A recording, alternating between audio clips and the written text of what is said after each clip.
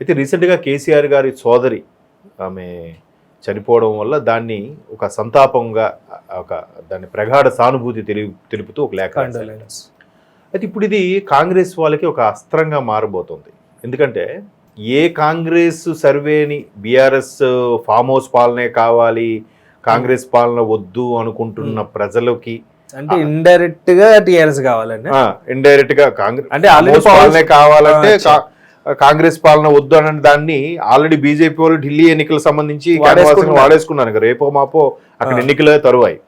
So అటువంటి BJP ఇప్పుడు BRS కి ఈ విధంగా లేఖ రాయడం, మరోవైపు కాంగ్రెస్ వాళ్ళు కూడా ఇప్పుడు ఏమంటున్నారు, బీఆర్ఎస్ అనేది బీజేపీలో విలీనం అయిపోయే అవకాశాలు ఉన్నాయని కాంగ్రెస్ వాళ్ళు అంటున్నారు. అడ్వాంటేజ్ బీజేపీ వాళ్ళు ఏమంటున్నారు, కాంగ్రెస్ లో ఎప్పుడో విలీనం చేయాల్సిన బీఆర్ఎస్ ఇది, బట్ సోనియా గాంధీ అప్పుడు విలీనం చేయమంటే కేసీఆర్ విలీనం చేయలేదు, అసలు సోనియాం ఇవ్వబట్టే కదా తెలంగాణ వచ్చింది, అటువంటి సోనియంని విస్మరించారు, కాబట్టి ఎప్పటికైనా కాంగ్రెస్లో విలీనం అయ్యే పార్టీ బీఆర్ఎస్ అనేది బీజేపీ వాళ్ళ వాదన.